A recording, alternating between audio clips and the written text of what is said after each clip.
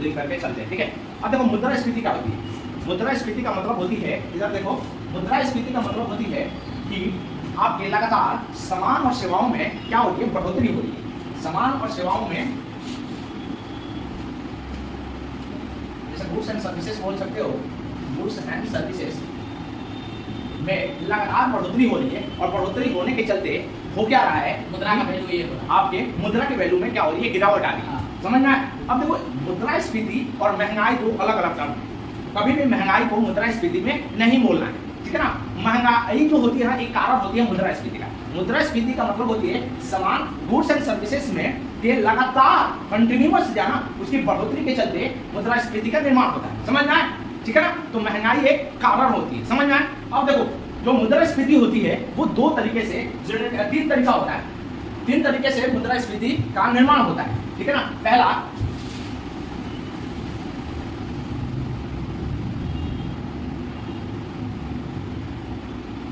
मांग जनित मुद्रास्फीति, ठीक है ना। मांग जनित मुद्रास्फीति पहले होती है मांग जनित मुद्रास्फीति। मांग जनित मुद्रास्फीति का मतलब होती है कि जो आपके बाजार है उसमें मांग का मतलब है कि तरलता बाजार में ज्यादा है, और तरलता का मतलब होती है लोगों के पास पैसे ज्यादा है। समझ में आया? लिक्विडिटी। अब देखो ये होगा कैसे, मांग जनित मुद्रास्फीति का निर्माण कैसे होगा, सोचो जरा, सोचो कैसे बढ़ेगा, कैसे लोगों के पास तरलता कब आएगी, लिक्विडिटी कैसे, पैसे कब आएंगे, या लोगों के पास जॉब हो जाए, जॉब की वृद्धि हो जाए, समझ में आया? या कम रेट, लोगों के पास पैसा है, रेट ऑफ इंटरेस्ट पे, कम रेट ऑफ इंटरेस्ट पे बैंक क्या करे, लोन देना प्रारंभ करे। समझ में आया? तो लोगों के पास तरलता, जॉब बढ़ा दे गवर्नमेंट, या गवर्नमेंट ऐसी कोई योजनाएं बना दे जिसके चलते लोगों को पैसा देता रहे, तो लोगों के हाथ में पैसा आएगा, और पैसा आएगा तो क्या करेंगे, मांग को बढ़ाएंगे। यदि ये जो मांग है और आपूर्ति, मांग के साथ आपूर्ति का मैच नहीं हो रहा है, मतलब मांग तो बढ़ रही है लेकिन उसका आपूर्ति नहीं हो पा रहा है, तो क्या होगा, मुद्रास्फीति का जन्म देगा, इन्फ्लेशन का जन्म देता है। समझ में आया? तो पहला कारण है मांग जनित मुद्रास्फीति। समझ में आया? ये चीजें समझ में आया? ठीक है ना। दूसरा होता है आपके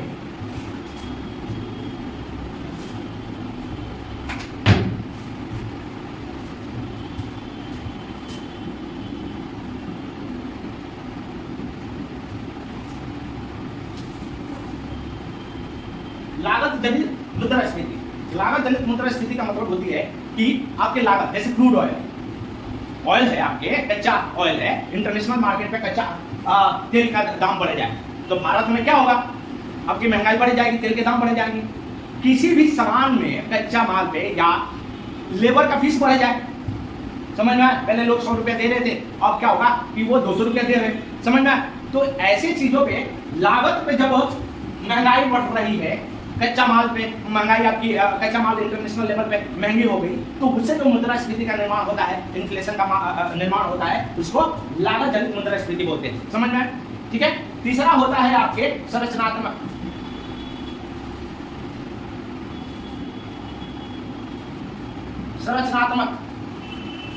संरचनात्मक देखो होता है, जैसे ब्लैक मार्केटिंग हो रही है, होर्डिंग हो रही है, कालाबाजारी, जमाखोरी हो रही है, ठीक है ना, या आपके सामूहिक व्यवसायिक सामूहिकरण हो रहा है। व्यवसायिक सामूहिकरण का मतलब होती है कि जैसे मोनोपोली क्रिएट करे, पहले जियो नहीं कर रही थी शुरुआती दौर में, ठीक है ना, या देख रहे हो टेलीकम्युनिकेशन में जियो ने कर दिया है, या 5 व्यक्ति मिलकर, व्यवसायिक सामूहिकरण का मतलब होता है कि 5 व्यक्ति मिलकर और किसी सामान को बैठ के बोले कि हम क्या करते हैं, चीजों को बढ़ाते हैं, और चीजों को जब बढ़ाएंगे सामान के दाम किसी भी चीज का, तो आपके पास ऑप्शन नहीं होगा। जब कंपटीशन रहता है मार्केट में तो आपके पास ऑप्शन रहता है। कंपटीशन बढ़ने से प्राइस हरदम पैसे, उसका प्राइस हरदम कम रहता है, लेकिन कंपटीशन जहाँ कम हो जाती है वहां पर क्या होती है, वो आपके मानामानी प्रारंभ हो जाता है। जमाखोरी है, आपके पास सामान तो ठीक है, भारत में फूड ग्रेन इतना बहुत है, लेकिन क्या होता है, जमाखोरी। जैसे टमाटर का दाम बढ़ गया अचानक इस समय, तो इस टमाटर का दाम बढ़ने का मुख्य कारण क्या है, जमाखोरी है।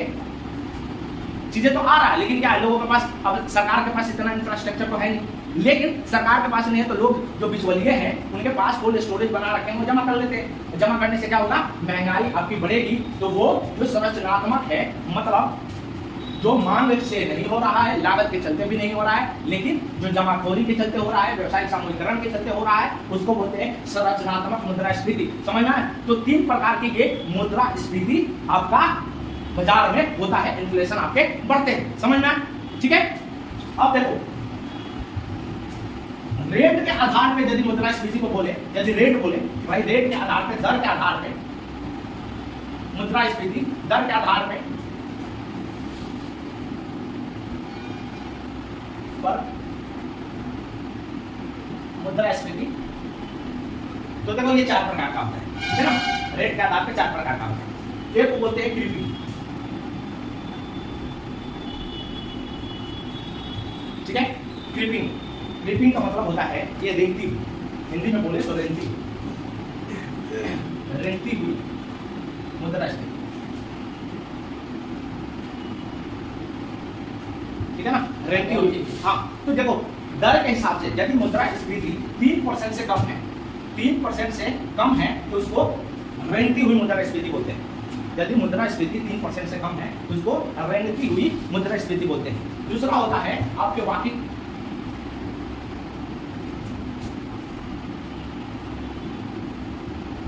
वाकिंग मतलब टहलते हुए, ठीक है ना। तो 3% से लेकर 10% के बीच में आपके मुद्रास्फीति जब होता है तो इसको वॉकिंग इन्फ्लेशन, ठीक है ना, टलती हुई मुद्रास्फीति बोलते हैं। अब ये देखो क्रीपिंग इन्फ्लेशन एक्चुअली जब होती है ना, ये एक्चुअली विकसित देशों में देखने को मिलता है। अब देखो हमारे जैसे देश में जो विकासशील देश हैं, विकासशील देश में जो मुद्रास्फीति का निर्माण होता है वो एक्चुअली होता है तीनों के चलते। तीनों के चलते मतलब मांग जनित मुद्रास्फीति भी रहता है, ठीक है ना, आपके लागत जनित मुद्रास्फीति भी रहता है, और तीसरा सबसे संरचनात्मक मुद्रास्फीति भी रहता है, ठीक है ना। और इसीलिए हमारे जैसे देश में विकासशील देशों में मुद्रास्फीति बहुत ज्यादा रहती है। मांग जनित मुद्रास्फीति हरदम सही होता है इकोनॉमी के लिए। मांग बना रहेगा तो देखो मुद्रास्फीति दोनों तरह से काम करती है।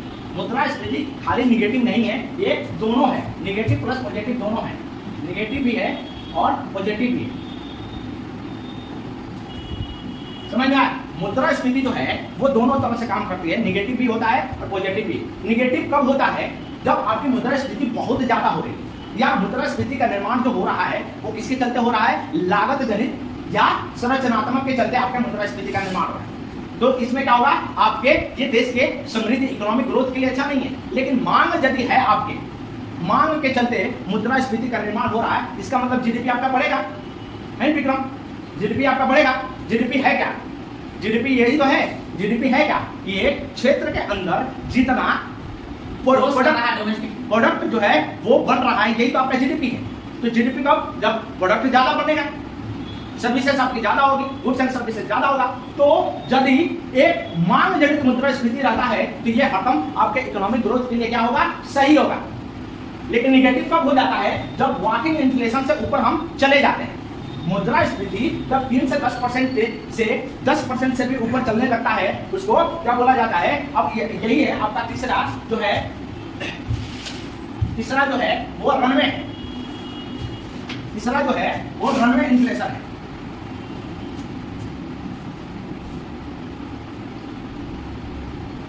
तीसरा जो है वो रनवे इन्फ्लेशन है। अब ये रनवे इन्फ्लेशन 10% से ज्यादा, यदि 10% से ज्यादा मुद्रास्फीति आपकी रहती है या 30% से कम, 10 और 30 के बीच में, तो रनवे इन्फ्लेशन बोला जाता है। और रनवे इन्फ्लेशन का मतलब आपके जो इकोनॉमी में आपके वो तीनों तरह से मुद्रास्फीति है। मांग जनित डिमांड भी है, लागत जनित भी है, और तीसरा क्या है? संरचनात्मक भी आपके मुद्रास्फीति है। ये किसी भी देश के लिए सही नहीं है। पाकिस्तान जैसे देश इसी के अंदर है, पाकिस्तान, श्रीलंका जैसा देश जहां पर इन्फ्लेशन, इसका मतलब आपका बढ़ रहा है। तो भाई इन्फ्लेशन बढ़ने से क्या मतलब? इन्फ्लेशन बढ़ेगा तो क्या होगा? किसकी कीमत कम होगी? आपकी रुपए की कीमत कम होगी। और किसके कंपैरिजन में रुपए की कीमत कम होगी? किसके कंपैरिजन में? डॉलर की, हार्ड करेंसी, डॉलर हो, पॉन्ड हो, उसके कंपैरिजन में यूरो हो, उसके कंपैरिजन में आपके क्या होगा? वो आपके रुपए की कीमत क्या होगा? घटेगा। समझ में?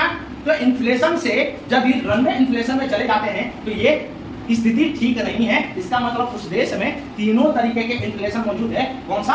आपके डिमांड भी है, मतलब लागत जनित, आपके दोनों संरचनात्मक और मांग जनित मुद्रास्फीति, तीनों तरीके के मुद्रास्फीति है। समझ में? तो रनवे इन्फ्लेशन जो 30% से 10 और 30% से ऊपर हो जाए। और चौथा है हाइपर इन्फ्लेशन। हाइपर इन्फ्लेशन, अब हाइपर इन्फ्लेशन का मतलब होता है एकदम दौड़ रही है मुद्रास्फीति, एकदम दौड़ रही है, अब बेकाबू है, इसमें देश दिवालिया हो जाते हैं। और कैसे, कौन सा एग्जाम्पल के तौर पे, जैसे वेनेजुएला हो गया था, वेनेजुएला हो गया था ना, वेनेजुएला हो गया था, जिम्बाब्वे की हालत खराब, स्पेन की ऐसी हालत खराब हो गई थी। तो ऐसे देशों में जहां पर मुद्रास्फीति 30% से ऊपर जा रहा है, 30% से ऊपर जा रहा है, उस देश की स्थिति बहुत बुरी हो जाती है और वो हाइपर इन्फ्लेशन में पहुंच जाता है। समझ में आए? तो किसी भी देश के लिए हाइपर इन्फ्लेशन एकदम गलत है। समझ में आए? चीजें समझ में आई? ठीक है ना। अब देखो कुछ टर्म है, कुछ टर्म है मुद्रास्फीति में।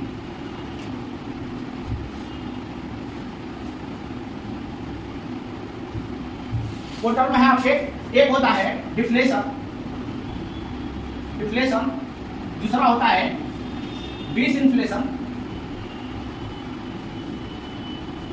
तीसरा होता है रिफ्लेशन और चौथा होता है स्टैग इन्फ्लेशन। इनको जानना जरूरी है, टर्म है मुद्रास्फीति से रिलेटेड टर्म। समझ में? चार। तो देखो डिफ्लेशन, डिसइंफ्लेशन, रिफ्लेशन और स्टैग इन्फ्लेशन, चार तरीके का है। ठीक है। अब देखो डिफ्लेशन, डिफ्लेशन क्या होता है? डिफ्लेशन का मतलब होता है कि आपके इन्फ्लेशन नहीं है और बार बार सामान और गुड्स और सर्विसेज के दाम गिरती जा रही है, गिरती जा रही है। मतलब इन्फ्लेशन से जस्ट उल्टा, इन्फ्लेशन से जस्ट उल्टा को डिफ्लेशन बोला जाता है। ठीक है ना। अब इससे होगा क्या? मान लो मांगी नहीं है तो जीडीपी बढ़ेगी? नहीं बढ़ेगी। तो डिफ्लेशन भी हानिकारक होता है। किसी भी देश में मांग जनित मुद्रास्फीति हरदम बरकरार रहना चाहिए एक लिमिट तक। निरंतर इन्फ्लेशन मुद्रास्फीति नहीं बढ़ना चाहिए। एक समय तक आपके मांग जनित मुद्रास्फीति रहना चाहिए। ठीक है ना। तो डिफ्लेशन जो है वो जस्ट उल्टा होता है इन्फ्लेशन का। इसमें लगातार क्या होता है? गिरता जाता है कीमत। मतलब मांग ही नहीं है। और मांग कब नहीं होगा?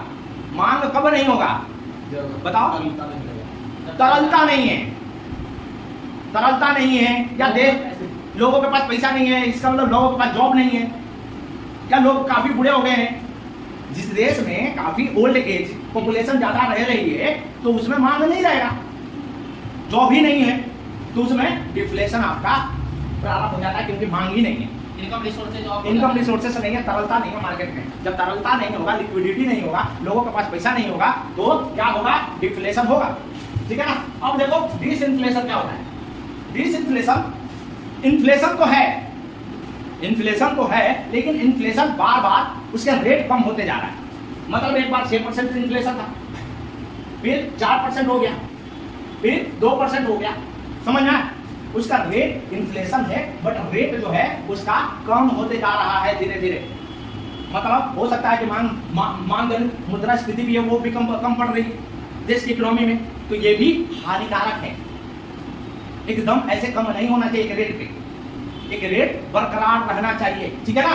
अब देखो रिफ्लेशन, रिफ्लेशन का मतलब, रिफ्लेशन का मतलब होता है कि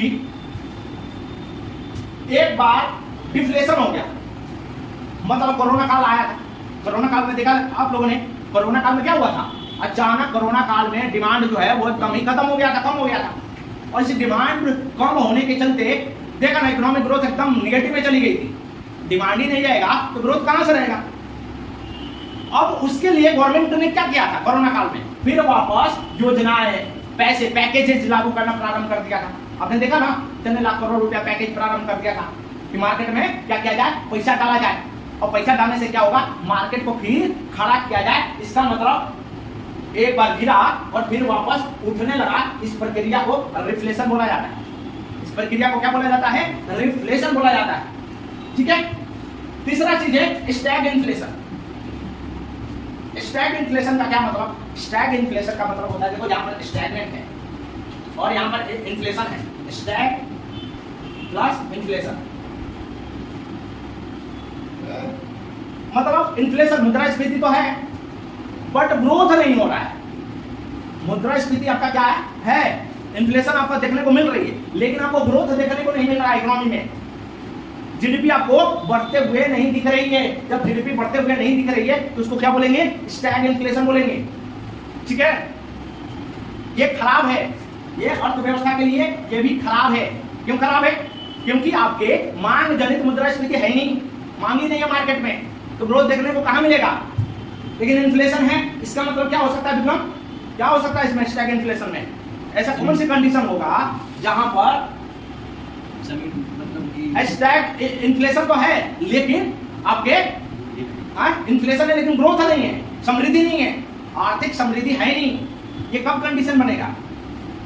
देखो इकोनॉमिक्स ना सोचने का ही, इकोनॉमिक्स को टर्म को समझ के, शब्दों को समझ के आपको सोचना ही पड़ता है कि कैसे होगा। देखो मेन बात इकोनॉमिक्स पढ़ने के लिए टर्म पढ़ा नहीं जाता है, वो तो सबको किताबों में भी दिया हो, सोच को निर्धारित करना ही पड़ेगा। तो स्टैग इन्फ्लेशन कब होगा? कब होगा? मैं कह रहा हूं ना, इन्फ्लेशन तो है लेकिन स्टेगनेंट है आपकी इकोनॉमी, आर्थिक समृद्धि नहीं हो रही, इकोनॉमिक ग्रोथ नहीं हो रही है। और इकोनॉमिक ग्रोथ कब नहीं होगी, कब नहीं होगी, और इन्फ्लेशन तो रहेगा। तो ये तब होता है जब मांग जनित मुद्रास्फीति नहीं हो लेकिन लागत जनित मुद्रास्फीति और संरचनात्मक मुद्रास्फीति है। लागत पे है, कच्चा तेल की कीमत इंटरनेशनल मार्केट पे बढ़ गई, या संरचनात्मक जमाखोरी प्रारंभ हो गई आपके शहर में, आपके गांव में, आपके देश में, तो दोनों के लिए है लेकिन मांग जनित आपके जनित मुद्रास्फीति नहीं है। तब जब ये कारण होगा तो क्या होगा? स्टैग इन्फ्लेशन होगा, और ये भी देश के लिए ठीक नहीं है। चीजें समझ में आ गई मुद्रास्फीति क्या होती है। अब देखो क्या होगा मुद्रास्फीति जब होता है कि पेपर के लिए ऐसे ही क्वेश्चन पूछा जाएगा। मान लो इन्फ्लेशन है, अब आप लोग ध्यान से सुनिएगा और ध्यान से आप भी बताइएगा, दिमाग लगाइएगा। यदि मुद्रास्फीति है, क्वेश्चन ये बनता है कि मुद्रास्फीति है और ज्यादा ही है, तो क्या क्या प्रभाव होगा, क्या क्या होगा बताओ। मुद्रास्फीति है, मुद्रास्फीति तीनों चलते हैं, तो क्या होगा? वस्तुओं का कीमत बढ़ जाएगा, महंगाई बढ़ेगी, ठीक है, महंगाई के चलते वो तो कारण है मुद्रास्फीति का, निर्यात सर ज्यादा होगा या तो हाँ, लेकिन कैसे? एक लिमिट तक। अब देखो इसको समझना, जब मुद्रास्फीति है एक लिमिट तक, ठीक है ना, रनवे तक नहीं गया है, हाइपर इन्फ्लेशन नहीं है, ठीक है ना। यदि मुद्रास्फीति मांग जनित है तो आपके इकोनॉमिक ग्रोथ क्या होगा? रुक जाएगा, बढ़ेगा ना। इकोनॉमिक ग्रोथ मांग जनित है तो इकोनॉमिक ग्रोथ आपका बढ़ेगा, आर्थिक समृद्धि आपकी बढ़ेगी, नहीं बढ़ेगी? बढ़ेगी। मांग जनित मुद्रास्फीति है यदि, तो आपके इकोनॉमिक आर्थिक समृद्धि, आपकी इकोनॉमिक जीडीपी में बदलाव आपको देखने को मिलेगा। लेकिन उससे ज्यादा और निरंतर मुद्रास्फीति बढ़ने लगी तो क्या होगा? आपके रुपए की कीमत में क्या होगा? रुपए की कीमत में गिरावट प्रारंभ हो जाएगी, ठीक है। यदि कुछ समय तक रुपए में गिरावट हो रही है तो इससे फायदा होगा क्या? यदि इस रुपए में गिरावट हो रही है तो इससे फायदा कुछ दिख रहा है क्या? रुपए में गिरावट होगी तो निर्यात निर्यात क्या होगी? बढ़ जाएगी, एक्सपोर्ट जो है वो बढ़ जाएगी। ये सब सर्कल है, सर्कल को समझते रहो। इन्फ्लेशन यदि है और इन्फ्लेशन है मांग जनित, मांग जनित डिमांड के चलते, डिमांड के चलते आपके महंगाई है तो इकोनॉमिक ग्रोथ आपके बढ़ेंगे, इकोनॉमिक ग्रोथ बढ़ेंगे, रुपए की कीमत थोड़ा सा और इन्फ्लेशन होगा तो रुपए की कीमत आपके गिरावट आएगी, और गिरावट आएगी तो एक्सपोर्ट तो बढ़ेगा। लेकिन ये हद तक होता है, क्या होता है? एक समय तक होता है, समझना, एक समय तक होता है। इस समय के बाद यदि आप ये काम करते हैं और भी लगातार मुद्रास्फीति घटते बढ़ते जाता है तो अब आपके प्रभाव जो है इकोनॉमिक ग्रोथ पे उल्टा देखने को मिलेगा। रुपए की कीमत ज्यादा डिवैल्यूएशन होने लगी आपकी रुपए की, तो रुपए बहुत ज्यादा गिरने लगा तो ये तो इकोनॉमिक ग्रोथ के लिए हानिकारक है। तो कहने का मतलब ये है कि मुद्रास्फीति दोनों तरफ से काम करती है, पॉजिटिव भी है निगेटिव भी है। पॉजिटिव हद तक है जब तक उसको एक लिमिट तक रखना चाहिए, यदि उस लिमिट से बाहर निकल गई तो क्या करेगी? गड़बड़ करेगी, ठीक है ना। तो एक समय तक ठीक रहना चाहिए, और वो समय क्या है तो अभी पढ़ेंगे कि इसको मापते कैसे, इस मुद्रास्फीति को कैसे हम मेजर करते हैं, क्या कैसे, आपको मुद्रास्फीति तो मैंने बोल दिया कि भाई कैसे पता चलेगा, इतना परसेंटेज हमको दिखाई देता है, इतना परसेंटेज, ठीक है ना। तो ये मुद्रास्फीति को हम कैसे मेजर करते हैं, तो देखो ऐसे तो विश्व में तीन तरीके से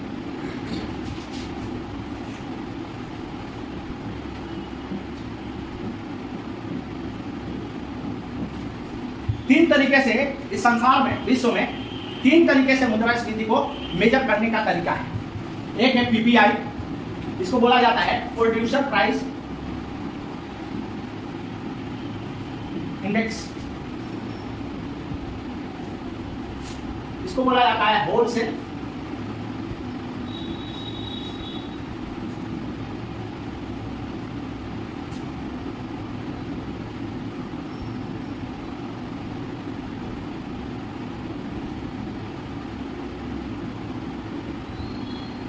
ठीक है। तीन तरीके, तो भारत में पीपीआई नहीं चलता, दो चलते हैं, डब्ल्यूपीआई और सीपीआई। भारत में दो तरीके से चलते हैं। हाँ, अब देखो पीपीआई क्या होता है, पीपीआई तो होता है वो प्रोड्यूसर लेवल पे, जहां पर प्रोडक्ट होता है, सामान, जहां पर सामान और services, goods and services produce किया जाता है, वहां पर मेजर किया जाता है पीपीआई को, ठीक है ना। इसको भी लाने की बात चल रही है भारत में, डब्ल्यूपीआई के बदले, पीपीआई को लाने की बात चल रही है। तो भाई क्यों, क्या खामियां हैं डब्ल्यूपीआई में, तो जरा उसको देखेंगे तभी तो समझ में आएगा, ठीक है। तो देखो डब्ल्यूपीआई क्या होता है, फिर डब्ल्यूपीआई क्या होता है, होलसेल प्राइस इंडेक्स होती है। इन्फ्लेशन को, मुद्रास्फीति को मापने का तरीका है डब्ल्यूपीआई, होलसेल प्राइस इंडेक्स। तो देखो इसमें क्या होता है डब्ल्यूपीआई में कि खाली गुड्स, मतलब खाली सामान की मेजरमेंट होती है, सामान के भाव को हम देखते हैं कि सामान के भाव जो है ऊपर नीचे हो रही है कि नहीं हो रही, ठीक है। इसके लिए एक बास्केट तैयार की गई है, इसके लिए एक बास्केट बनाया गया है, और इस बास्केट में तीन तरीके के सामान को रखा गया है। एक प्राथमिक सामान, प्राइमरी गुड्स,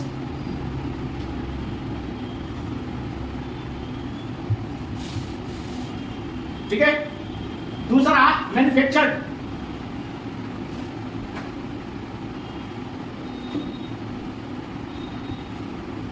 और तीसरा फ्यूल, जो आपका ईंधन है। तीन तरीके के सामान, ठीक है ना।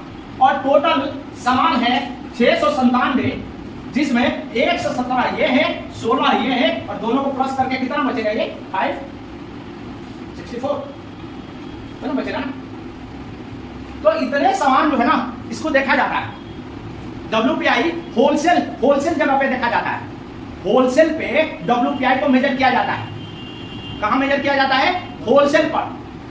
होलसेल मतलब बहुत बड़े बड़े जो दुकानें होती है ना, खुदरा बाजार पे नहीं किया जाता है, ये किया जाता है होलसेल लेवल पे। और होलसेल लेवल पे 697 गुड्स है, सामान है, इनको हम देखते हैं। वो तीन भागों में डिवीजन है, एक प्राइमरी जो प्राथमिक गुड्स है, दूसरा मैन्युफैक्चर गुड्स है जो कि कंपनी से बन के आता है, जूता चप्पल ये सब चीजें, टीवी यूपी, समझ में। और तीसरा है फ्यूल, जो ईंधन है, आपके ऑयल है। हम देखते हैं इस बास्केट में जो ऊपर जा रहा है, अब ध्यान से देखो, इनमें से सबसे ज्यादा वेटेज किसका है, मैन्युफैक्चरिंग गुड्स का, उत्पादन। हाँ, तो देखो एक खामियां आपको देखने को मिला, डे टू डे लाइफ में आपको सबसे ज्यादा जरूरत किस चीज का है, प्राइमरी गुड्स का, लेकिन इसमें सबसे ज्यादा वेटेज किसका है, मैन्युफैक्चरिंग गुड्स का।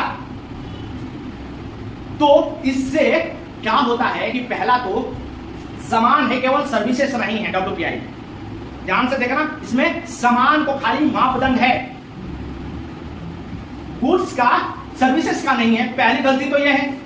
दूसरा, इसमें भी प्राइमरी गुड्स का आपका कम है, आपके मैन्युफैक्चर गुड्स से ज्यादा है, ठीक है। अब देखो, इनको मापने के लिए क्या किया जाता है, एक बेस ईयर तैयार किया गया है, बेस ईयर, और बेस ईयर है 2011-12 के बेस ईयर पे मापदंड होती है। हर महीने पब्लिश करता है। और कौन पब्लिश करता है? RBI, ministry of commerce. समझ में आया?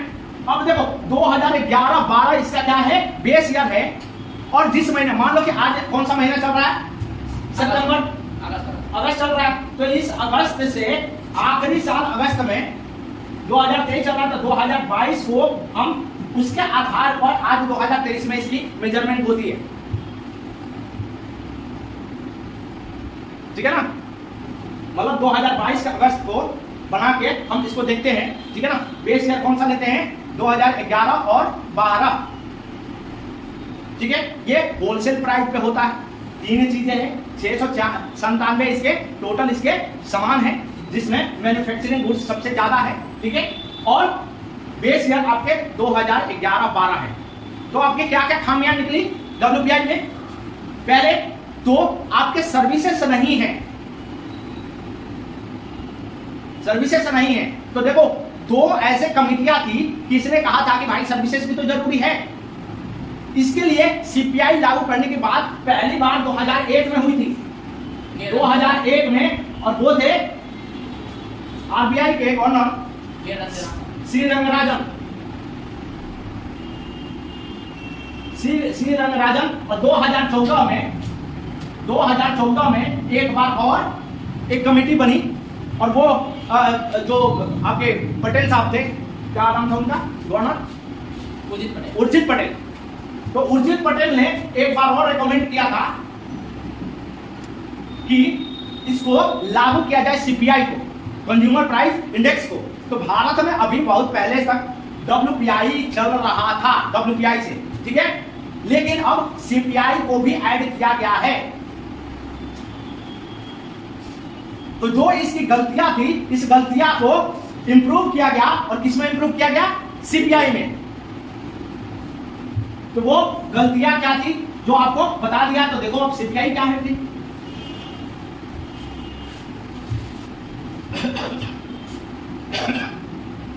Consumer price index.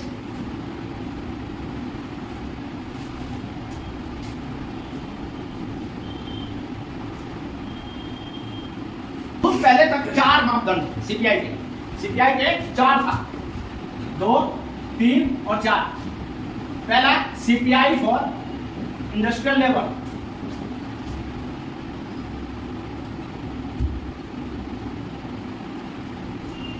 ठीक है? तो हम CPI को सबसे पहले, CPI में क्या बदलाव आया? CPI में सबसे पहले क्या बदलाव आया? इसमें गुड्स एंड सर्विसेज दोनों को रखा गया। गुड्स एंड सर्विसेज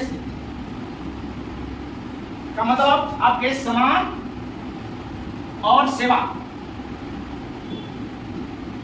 दोनों को क्या किया गया? इंक्लूड किया गया। ये मापदंड कहां होती है? खुदरा बाजार पे।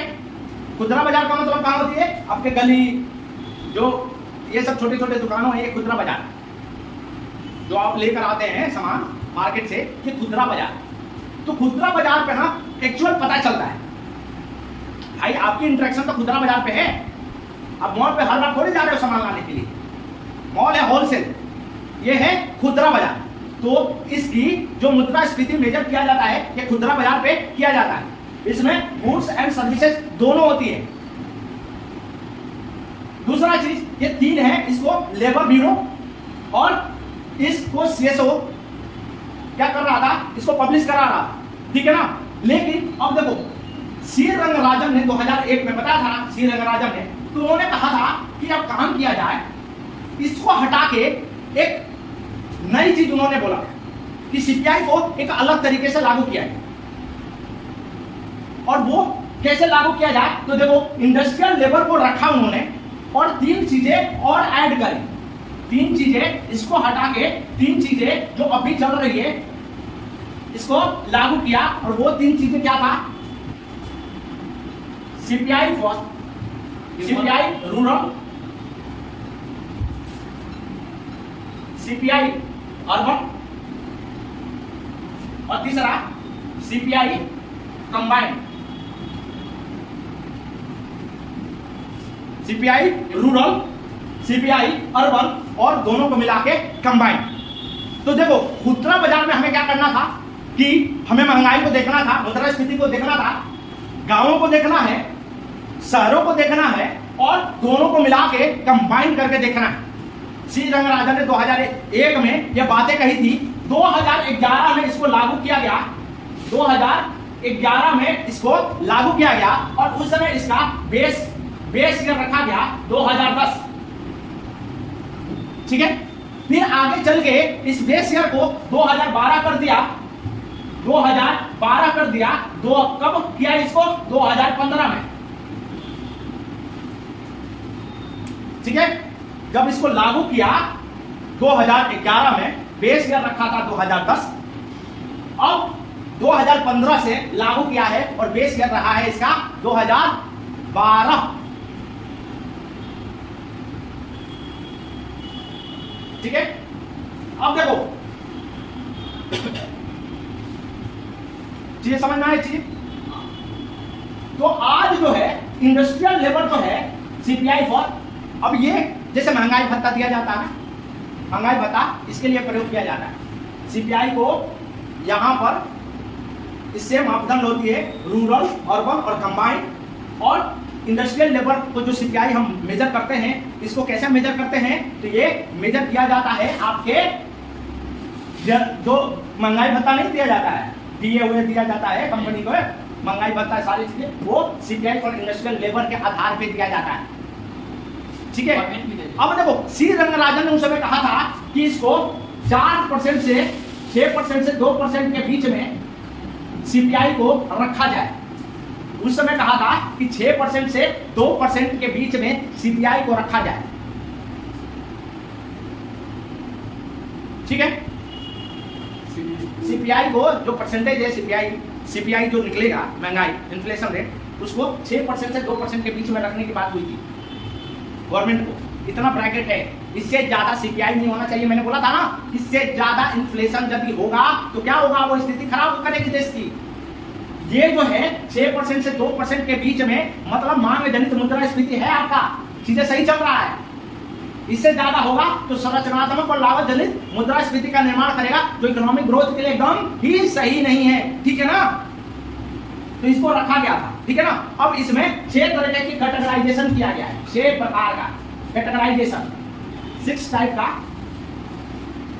कैटेगराइजेशन किया गया है, 6 टाइप का कैटेगराइजेशन किया गया है।